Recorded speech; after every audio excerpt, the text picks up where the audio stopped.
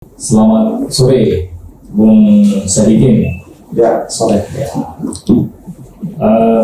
Terima kasih sudah hadir pada podcast Mata Hukum by Aden Partner. Sore hari ini kita kedatangan tamu, saudara kita, Bung kita, yaitu Pak Sadikin, yang saat ini sedang menjalani profesi sebagai dosen di Universitas Muhammadiyah Jakarta. Kehormatan buat mata hukum, karena pada sore hari ini kita akan membahas terkait masalah pro dan kontra putusan Mahkamah Konstitusi terkait batas minimal usia untuk capres dan wapres, kan gitu. Yang saat ini dimana bahwa menjadi trending topik, menjadi isu nasional, ada apa di balik putusan Mahkamah Konstitusi? Sederhana saja, para pemirsa di rumah, bahwa Mahkamah Konstitusi ini adalah salah satu wadah atau badan untuk mempertahankan kehormatan dari konstitusi kita, Undang-Undang Dasar Negara Republik Indonesia tahun 1900. Ya. Bagaimana terkait pendapat saudara Bung dari Sadikin untuk menyikapi putusan Mahkamah Konstitusi ini? Ya, terima kasih kesempatannya. Saya melihat ini dari sudut pandang akademisi. Saya tidak mau melihat atau menafsirkan dari perspektif politik. Yang pertama, putusan Mahkamah Konstitusi itu adalah bersifat final and binding. Final ketika putusan itu diucapkan oleh majelis. Saya melihat bahwa ada dua persoalan di dalam putusan ini. Yang pertama, ini berkaitan dengan legal standing pemohon untuk menguji pasal 169Q huruf Q tentang batasan umur. Kalau kita lihat bahwa legal standingnya itu kita melihat bahwa tidak ada hak konstitusional yang dibatalkan oleh norma hukum pasal 169 huruf Q itu terhadap saudara pemohon. Jadi nggak ada secara legal standing ya. Kalau kita bertanya apa kerugian dari hak kewarganegaraan Anda yang dibatalkan oleh norma hukum pasal 169 huruf Q itu, jelas nggak ada. Apakah Anda diusung oleh partai politik tertentu? Jelas bukan. Ya, kecuali norma hukum ini diuji atau diuji oleh misalnya ketua PSI, ya jelas ada hak konstitusionalnya yang dibatalkan karena dia adalah ketua partai yang diusulkan oleh partai politik untuk menguji norma hukum itu. Betul. Karena hak konstitusionalnya dibatalkan oleh pasal itu.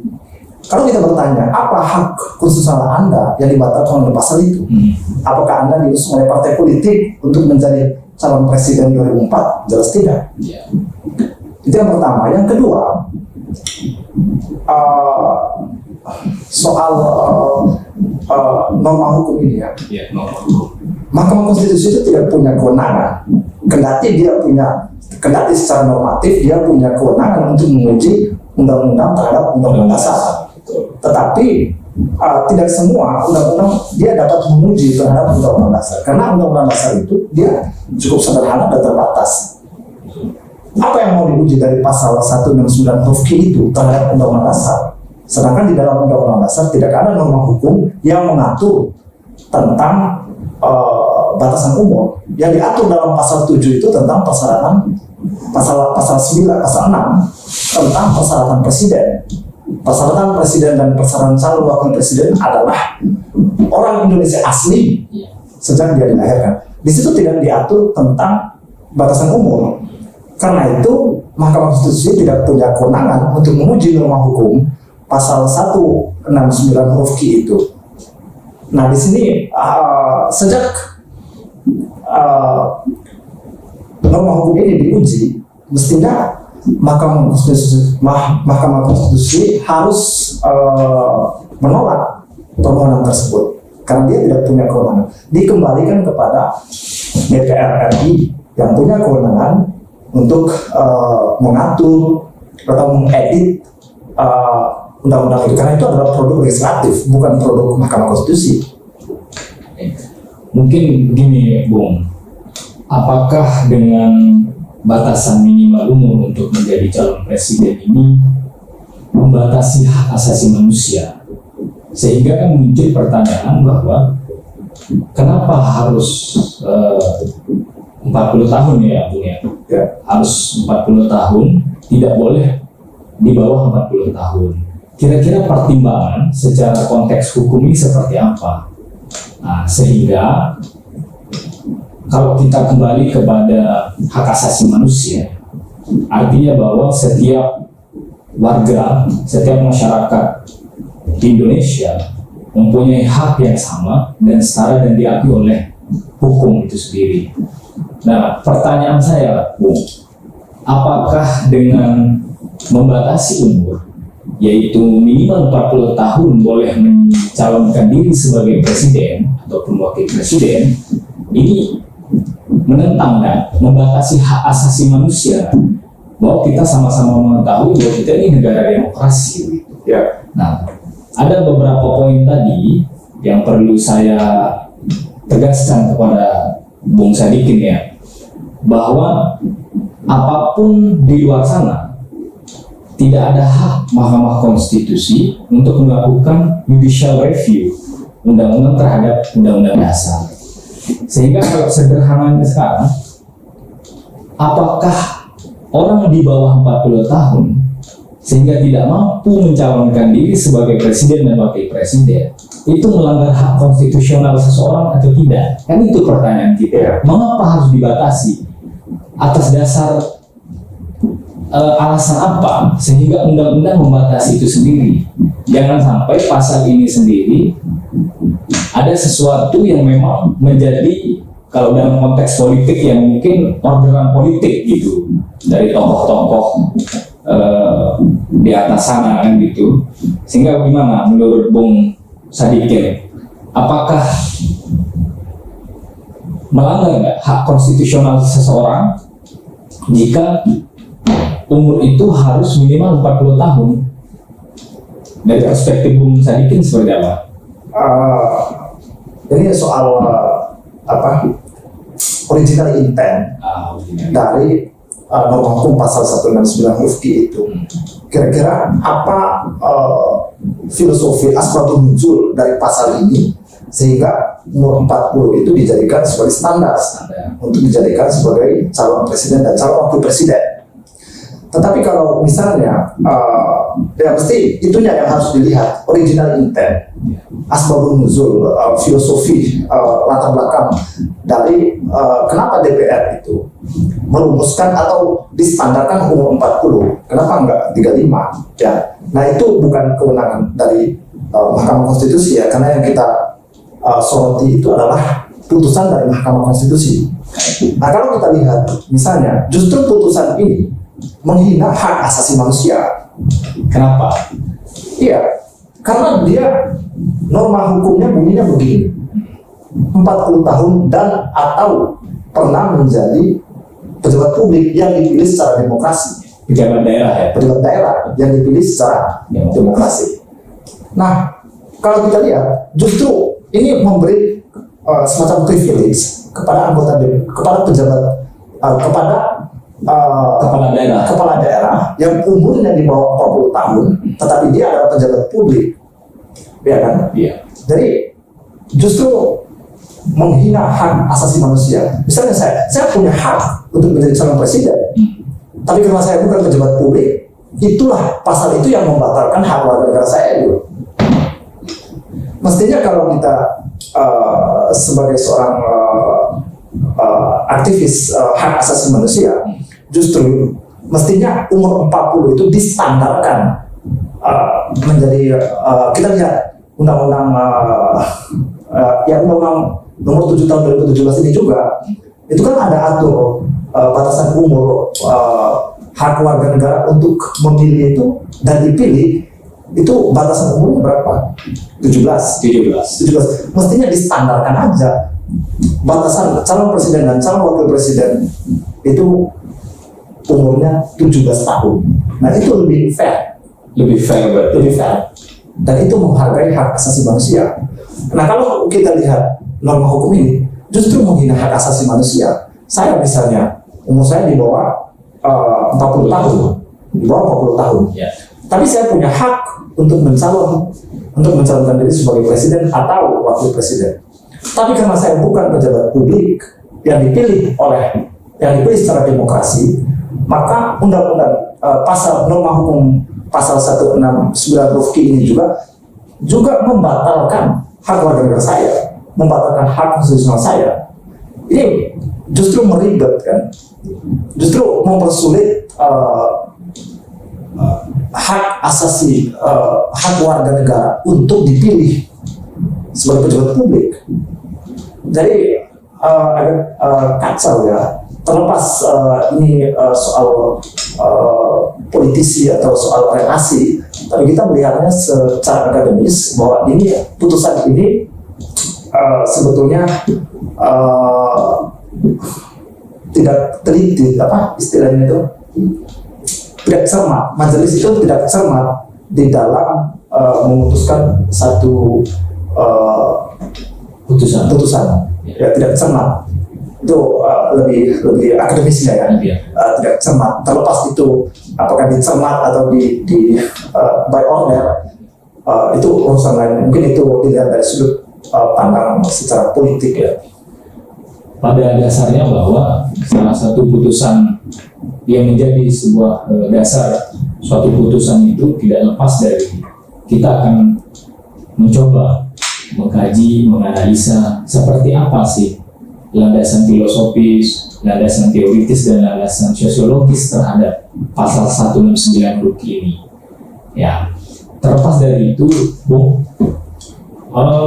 karena kita saat ini lagi mendiskusikan tentang pro dan kontra terkait putusan Mahkamah Konstitusi ini ya. Kalau kembali kepada dasar bahwa keberadaan Mahkamah Konstitusi yaitu judicial review undang-undang terhadap undang-undang dasar. Jangan sampai produk DPR ini melanggar undang-undang dasar kita, sehingga hak istimewa yang dimiliki oleh MK adalah putusan yang bersifat final dan binding, tidak ada upaya hukum lainnya. Nah, terlepas dari itu, gimana menurut Bung bahwa prinsip hadirnya MK ini adalah untuk melakukan negative legislature, membatalkan salah satu norma yang diajukan oleh pemohon, dan dia tidak boleh bersifat positive legislature. Dari perspektif saya bahwa Mahkamah Konstitusi ini sudah menimbulkan positive legislature. Apa itu? Dia menolak bahwa batas minimal umur menjadi calon presiden itu tetap 40 tahun dan sedang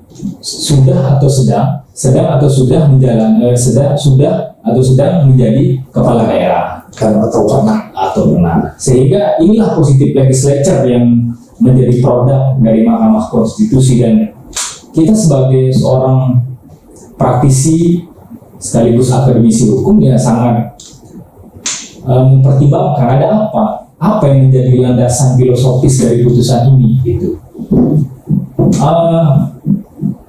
Bagaimana menurut Bung Sadikin dampak dari sebuah putusan ini? Ya, dampaknya ya menghebohkan seluruh warga negara. Menghebohkan seluruh warga negara. Karena kalau kita lihat bahwa misalnya perbandingan tentang hukum ya antara Indonesia seperti dengan Belanda. Di Belanda itu nggak ada Mahkamah Konstitusi. Di sana itu ada satu lembaga. Lembaga ini dia punya diberi kewenangan oleh undang-undang untuk mereview atau melihat atau membaca kembali, mengevaluasi kembali satu norma, salah satu peraturan perundang-undangan sebelum peraturan perundang-undangan itu disahkan. Jadi ketika dirumuskan di dalam satu lembaga parlemen, lalu diberikan kepada lembaga tersebut yang punya kewenangan yang diberikan oleh undang-undang untuk menguji apakah ada norma hukum yang bertentangan dengan undang-undang dasar atau tidak. Nah, di Indonesia justru dibentuk satu lembaga yang diberi kewenangan oleh undang-undang dasar, oleh undang-undang untuk menguji norma hukum yang ada di dalam undang-undang. Ya. Nah, dari awal itu sudah ada semacam cacat di dalam produk hukum, ya kan? Karena ada tugas yang diberikan oleh undang-undang kepada MK untuk menguji undang-undang itu. Sebetulnya DPR kita itu agak tidak cermat juga di dalam merumuskan peraturan perundang-undangan, karena dia berpikir bahwa di balik ini ada Mahkamah Konstitusi yang bertugas untuk memeriksa kembali norma hukum yang dia rumuskan. Kan itu problemnya. Akibatnya Mahkamah Konstitusi itu yang dari awal sebagai negative lecture, dia berevolusi menjadi positive lecture. Dia membantu anggota parlemen ini untuk merumuskan kembali norma hukum yang dari awal sudah cacat, gitu ya. Sudah cacat. Nah, kendati secara norma hukum, secara normatif, MK itu adalah negative lecture, tetapi secara fakta dia itu adalah positive lecture. Ketika dia membatalkan norma hukum, dia juga merumuskan norma hukum yang baru karena ada tafsiran terhadap norma hukum tersebut. Misalnya, dia menghapus, misalnya ada satu norma hukum dalam pasal 43 Undang-Undang tentang perkawinan, bahwa seorang anak yang lahir tanpa orang tua, dia hanya punya relasi, punya hubungan keperdatan dengan ibunya. Itu kan diatur. Yeah. Justru Mahkamah Konstitusi membuat tafsiran baru terhadap norma hukum itu, bahwa anak yang dilahirkan, baik itu di luar perkawinan atau dilahirkan di dalam perkawinan, pernikahan siri, dia punya hak keperdatan dengan bapaknya. Melalui apa? Melalui tes DNA. Nah, ini kan satu tafsiran hukum terhadap putusan Mahkamah Konstitusi yang merubah norma hukum. Jadi norma MK itu bukan lagi negative lecture, dia itu positive lecture, karena dia juga ikut merumuskan kembali norma hukum yang dari awal mungkin ada kelalaian, mungkin tidak cermat di dalam merumuskan peraturan perundang-undangan dari DPR. Maka tugas MK itu seolah-olah lembaga kedua setelah DPR untuk merumuskan kembali norma hukum yang cacat, gitu ya. Ya. Kalau dari pandangan Bung terhadap putusan ini, karena kita ini sedang membicarakan pro dan kontra. Ya. Pro kontra itu pasti ya, pasti. Tapi dari analisa Bung, bagaimana? Udah pro atau kontra? Karena pertama begini Bung, sebelum kita membahas terkait putusan itu, coba kita kembalikan ke hak asasi manusia. Artinya bahwa, makanya apa yang menjadi dasar filosofis sehingga pasal 169 ini minimal itu harus 40 tahun. Kenapa tidak 25 tahun, kan gitu? Ya. Kenapa tidak 35? Kenapa harus 40? Nah, padahal yang kita ketahui adalah kita ini negara demokrasi yang sebagaimana menjunjung hak asasi manusia. Setiap warga negara ini mempunyai hak yang sama di hadapan hukum, Ya. dan tidak boleh tebang pilih dan tidak boleh pilih kasih terhadap kita, sama. Sehingga sesuai dengan pasal 1 ayat 3 Undang-Undang Dasar Negara Republik Indonesia, bahwa kita ini negara hukum, kan begitu, yang berlandaskan Pancasila, kan gitu. Dari Bung,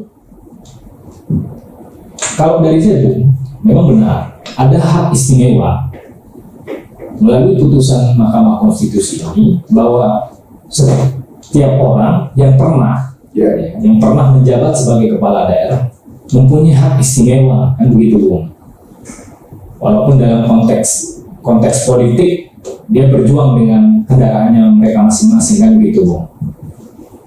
Tetapi sekarang kita mencoba fokus terhadap batas minimal.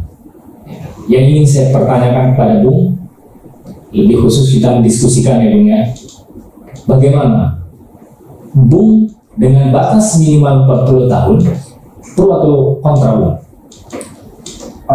Kalau kita lihat ya, kalau kita tanya gitu, apa pertimbangan akademis, karena setiap peraturan perundang-undangan itu ada naskah akademisnya gitu. Kalau kita tanya ke DPR dengan pertanyaan yang diajukan oleh saudara kepada saya, apa pertimbangan akademis sehingga Anda membuat satu norma hukum yang sebetulnya kebanyakan orang mengatakan bahwa norma hukum itu membatalkan hak warga negara. Pasti mereka menjawab mungkin diilhami ketika Nabi Muhammad diangkat menjadi rasul itu ketika umur 40. Ini analisa dia Bung. analisa dia.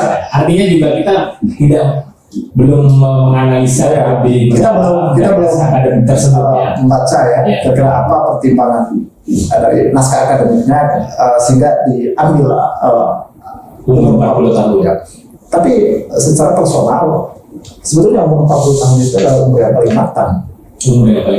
Iya.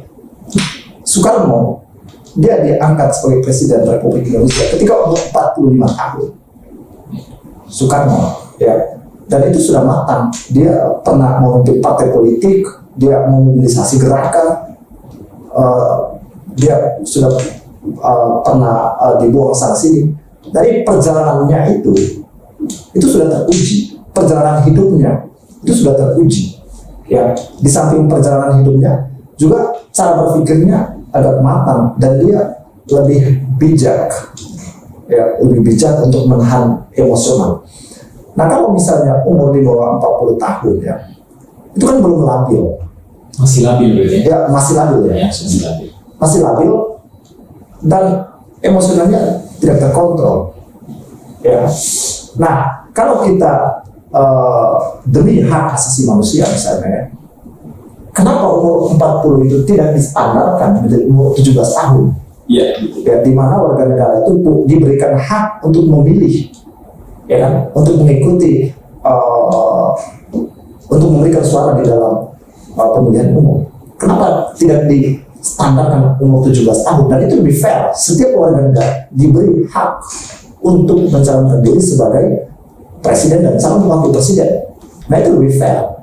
Tapi kalau dibatasi umur 40, dan saya rasa nggak ada soal umur 40 itu, tetapi yang menjadi penyakit sosial belakangan ini justru diberi kewenangan kepada yang belum umur 40 tahun, tapi dia sudah pernah atau sedang ya menjadi pejabat publik yang dipilih secara demokrasi. Ya, itu terlepas Ketua Mahkamah Konstitusi itu punya relasi sosial, relasi keperbatasan dengan presiden, itu urusan personal. Tetapi kita melihat bahwa sebetulnya putusan ini justru bertentangan dengan Undang-Undang Dasar. Kenapa? Ya, karena Undang-Undang Dasar tidak mengatur tentang norma hukum pasal 165, 169 ini. Undang-Undang Dasar kan hanya mengatur tentang persyaratan umum, yaitu calon presiden dan calon wakil presiden adalah orang Indonesia asli, bukan adalah orang Indonesia sejak dia dilahirkan. Itu kan di pasal 6 Undang-Undang Dasar. Nah, penjelasan selanjutnya itu diberi kepada peraturan perundang-undangan, yaitu Undang-Undang Nomor 7 Tahun 2017 tentang pemilu. Nah, di norma hukum pasal norma hukum Undang-Undang Nomor 7 Tahun 2017 ini justru ya mestinya harus dikembalikan ke DPR RI. ya buat aja NO ya, pengujian ini ditolak karena tidak punya kewenangan. Bagaimana menguji sesuatu yang di mana batu ujinya nggak ada? Apa yang mau diuji? Sementara batu ujinya tidak ada. Jadi kendati secara undang-undang MK itu punya kewenangan untuk menguji undang-undang terhadap undang-undang dasar, tetapi karena tidak ada batu ujinya, maka kembalikan ke DPR karena dia yang merumuskan undang-undang itu. Dari argumentasi saya sih yang sederhana ya Bung ya, bahwa permohonan pengujian pasal tersebut adalah bagaimana menurut konsep konstitusi kita. Artinya bahwa bagaimana kaitan dengan hak asasi manusia itu sendiri. Walaupun batu uji tidak tercantum lebih detail terhadap di dalam undang-undang dasar, tapi undang-undang ini sudah konstitusi atau inkonstitusionalitas, kan seperti itu. Ya. Ada beberapa hal yang ingin saya sampaikan ke Bung. Ini menjadi keresahan, keresahan masyarakat umum, apalagi secara pribadi saya juga. Kalau kita dalam konteks politik, apakah iya karena ada hubungan keperdataan dengan ketua Mahkamah Konstitusi itu sendiri, sehingga kembali ke pernyataan awal bahwa sebenarnya tidak terlalu penting tidak terlalu penting untuk melakukan pengujian terhadap minimal usia minimal gitu. Kenapa tidak dulu? Kenapa harus sekarang? Kan menjadi pertanyaan dan menjadi keresahan publik. Apalagi secara pribadi saya menjadi keresahan gitu. Lah, kok baru? Ada apa? Pasti kan kita bertanya. Toh juga yang melakukan permohonan dia tidak jelas legal standingnya, bukan dari partai politik, bukan dari organisasi tertentu.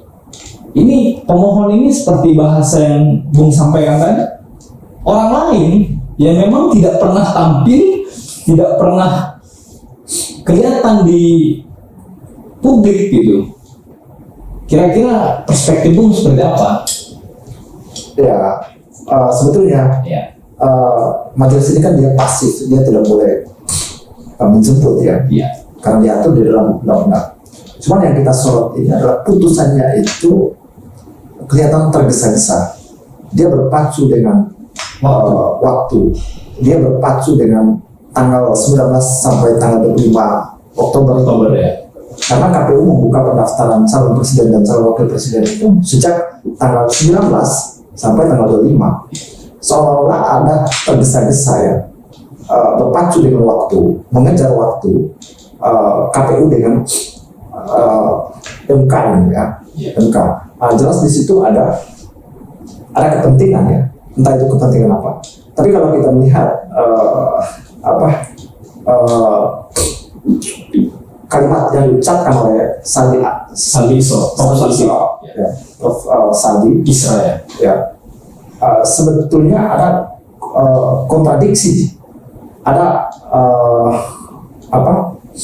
kontradiksi antara di internal Mahkamah Konstitusi ya, karena 2 hari sebelum putusan itu disampaikan atau dibacakan oleh majelis ya, ceritanya sebetulnya putusan itu mestinya dibaca 2 hari yang lalu ya, tapi ditunda 2 hari dan ditunda. Mestinya kebiasaan di dalam MK itu tundanya itu mungkin nyampe mingguan, hitungan minggu, tapi tundanya ini hanya 2 hari.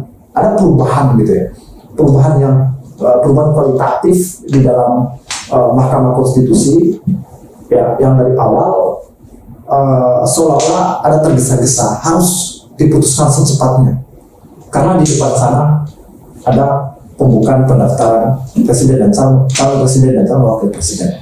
Ya, kita melihat pertama seolah-olah ada kegentingan, nggak ada kegentingan di sini, ya kan? Nggak ada kegentingan di dalam pemilihan soal batas umur, nggak ada kegentingan. Itu yang pertama, sehingga membuat putusan ini tergesa-gesa. Ya, Kalau tergesa-gesa pasti ada kegentingan. Yang kedua, di dalam putusan ini dia berpacu dengan waktu, mengejar waktu. Ya seolah MK ini saling kejar mengejar dengan KPU. Padahal MK tidak punya kepentingan politik dengan KPU. Ini kan dua lembaga yang punya jobnya itu masing-masing.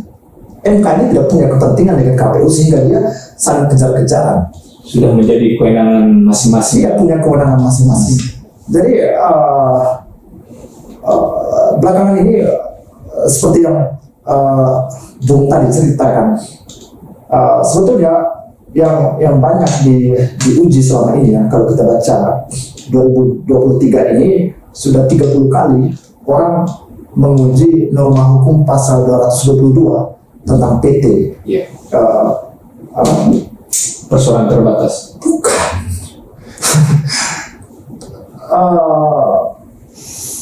Threshold itu. Presiden threshold. Presiden threshold itu. Ambang batas. Ambang batas. Yeah. Itu kan diatur di dalam pasal 222. Undang-Undang Nomor 7 Tahun 2017 kan tentang pemilu.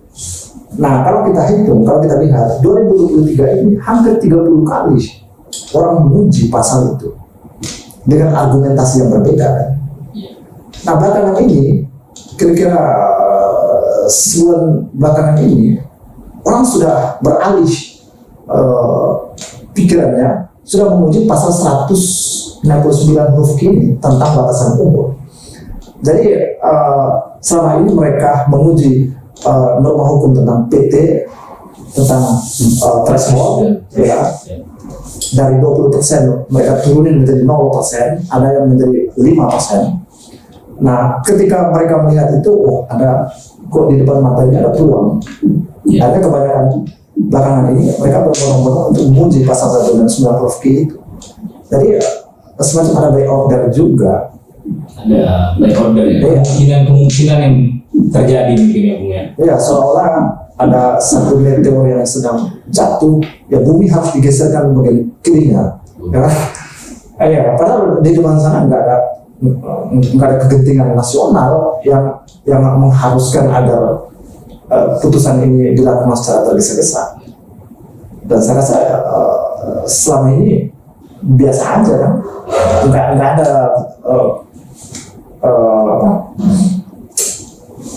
kegentingan yang mengharuskan untuk majelis untuk membaca secepatnya. Iya. Kira-kira begini, kira-kira dari Bung, dari analisa Bung, pengamatan Bung, konstitusional nggak putusan Mahkamah Konstitusi? Justru inkonstitusional. Inkonstitusional. Tidak. Kenapa Bung? Karena seperti yang saya sampaikan tadi, saya di bawah 40 tahun. Ya, berarti Bung pada putusan ini kontra ya, buat tidak setuju gitu. Iya, karena kita kan punya dilihat dari hak asasi manusia ya. Kalau kita bicara tentang hak, kalau kita pro terhadap hak asasi manusia, kalau kita bicara tentang pemerataan, Iya, pemerataan. sebetulnya hak itu ada sebelum dia dilahirkan. Ya. Kalau kita agak radikal cara berpikirnya ya, hak itu ketika sebelum dia dilahirkan, hak itu sudah ada. Negara itu tidak pernah negara tidak pernah memberi hak asasi manusia, karena hak asasi manusia itu diberi oleh alam sejak dia berada dalam kandungan. Ya. Justru negara itu melindungi hak asasi manusia, bukan memberi. Melindungi melalui apa? Undang-undang, ya kan? Makanya lahir Undang-Undang Nomor 39 tahun 1999 tentang hak asasi manusia. Negara itu tidak pernah memberi hak asasi manusia. Negara hanya melindungi hak asasi manusia yang diberi oleh alam, oleh Tuhan. Ya.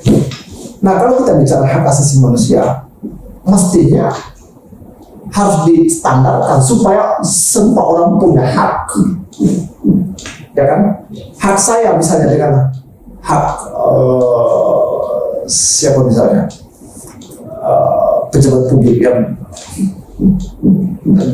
di bawah 40 itu misalnya, hak saya dengan hak dia kan berbeda. Ya. Kendati Ya, anggap aja bagian surga gitu ya. Iya, kendati umur saya sama dia kan sama, Iya.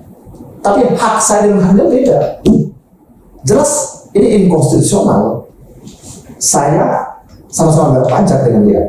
Betul. Umur saya dengan umur dia sama.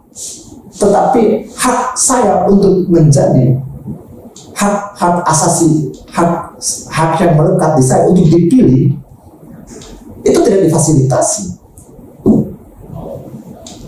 Berarti Kalau kita bicara tentang hak asasi manusia, mestinya distandarkan supaya semua warga negara memperoleh hak yang sama. Mestinya negara melindungi hak saya supaya hak saya itu tidak dimonopoli oleh dia. Karena hak itu diberi atau dibawa sejak saya lahir. Sebelum saya mengenal negara, saya sudah memperoleh hak, yaitu hak saya untuk dilahirkan. Tapi ketika saya dilahirkan, justru negara menghalang-halangi hak saya untuk dipilih. Padahal secara umum saya dengan dia tidak ada beda. Tapi karena dia punya privilege, ada keistimewaan. dia negara itu membatasi hak saya demi hak dia. Jadi begitu. Ya, berarti Bung kontra terhadap putusan ini inkonstitusionalitas. Iya. Artinya bahwa setiap praktisi hukum, akademisi hukum, dan para pengamat bahwa pro kontra itu udah biasa ya.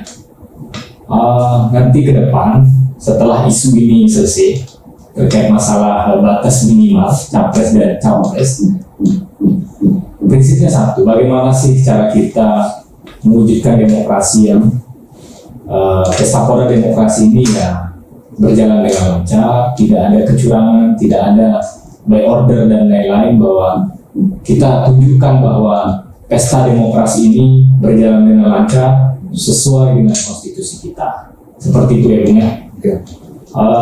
Kira-kira apa yang mau disampaikan kepada pemirsa di rumah terkait masalah putusan Mahkamah Konstitusi ini? Pesan dan kesan Bung, karena kami sangat bahagia sudah kedatangan dosen dari Universitas Muhammadiyah Jakarta ya Bung ya, memberikan argumentasi. Itu Ahmad Dahlan Universitas Institut Ahmad Dahlan Jakarta. Oke. Sudah memberikan argumentasi.